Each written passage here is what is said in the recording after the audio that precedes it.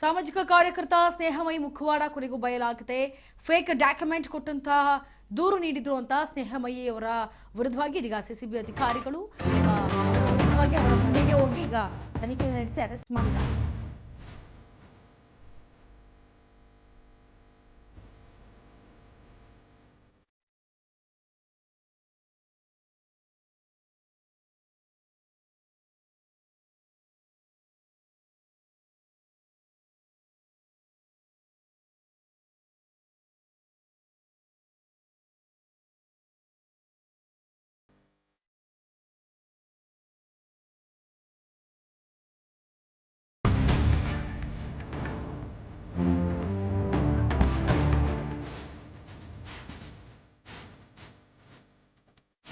ಸಾಮಾಜಿಕ ಕಾರ್ಯಕರ್ತ ಸ್ನೇಹಮಯಿ ಮುಖವಾಡ ಕೊನೆಗೂ ಬಯಲಾಗಿದೆ.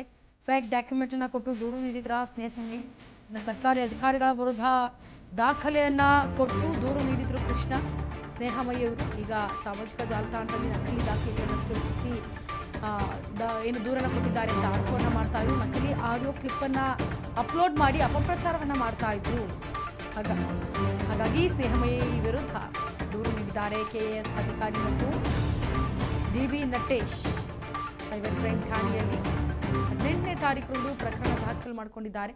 ಈ ತನಿಖೆಯ ಭಾಗವಾಗಿ ಸ್ನೇಹಮಯಿ ನಿವಾಸದ ಮೇಲೆ ದಾಳಿ ಕೂಡ ನಡೀತಾ ಇದೆ. ಈಗ ಆಲ್ರೆಡಿ ಅರೆಸ್ಟ್ ಆಗಿದ್ದಾರೆ. ಈಗ ದಾಳಿ ಕೂಡ ಒಂದು ಕಡೆ ನಡೆಸ್ತಾ ಇದ್ದಾರೆ ಅವರ ಮನೆ ನಿವಾಸದ ಮೇಲೆ. ಸ್ನೇಹಮಯಿ ಕೃಷ್ಣ ನಿವಾಸದಲ್ಲಿ ಶೋಧ ಕಾರ್ಯ ನಡೆಸಿದ್ದ ಖಾಕಿ ಪಡೆ ಈಗ ಶೋಧ ನಡೆಸಿದಂತಹ ಬಳಿಕ ಸಿಸಿಬಿ ಪೊಲೀಸರಿಂದ ಸ್ನೇಹಮಯಿ ಅರೆಸ್ಟ್ ಆಗಿದ್ದಾರೆ.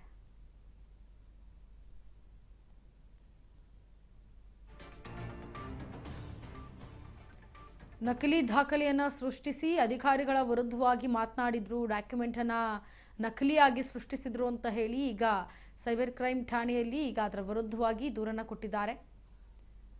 ಹಾಗಾಗಿ ಈಗ ಸ್ನೇಹಮಯಿ ಕೃಷ್ಣ ಅವರ ನಿವಾಸಕ್ಕೆ ಸಿಸಿಬಿ ಅಧಿಕಾರಿಗಳು ದಾಳಿ ಮಾಡಿ ಅಲ್ಲಿ ಶೋಧ ಕಾರ್ಯವನ್ನು ನಡೆಸಿದ ನಂತರವೇ ಸ್ನೇಹಮಯಿ ಕೃಷ್ಣ ಅವರನ್ನ ಅರೆಸ್ಟ್ ಮಾಡಲಾಗಿದೆ.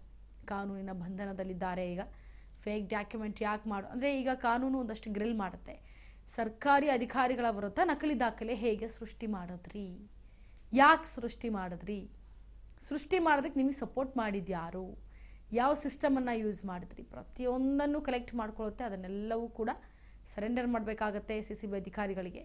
ನಟೇಶ್ ಕೊಟ್ಟಿರುವಂಥ ದೂರಿನ ಅನ್ವಯದ ಮೇಲೆ ಈಗ ಸ್ನೇಹಮಯಿ ವಿರುದ್ಧವಾಗಿ ಸಿಸಿಬಿ ಪೊಲೀಸರು ಕೂಡ ಅವರ ನಿವಾಸಕ್ಕೆ ತೆರಳಿ ಶೋಧ ಕಾರ್ಯ ನಡೆಸಿ ಅದು ಕನ್ಫರ್ಮ್ ಆದ ಮೇಲೆ ಈಗ ಸ್ನೇಹಮಯಿ ಕೃಷ್ಣ ಮುಖವಾಡ ಬಯಲಾದ ಮೇಲೆ ಸಿಸಿಬಿ ಅಧಿಕಾರಿಗಳು ಅರೆಸ್ಟ್ ಮಾಡಿದ್ದಾರೆ.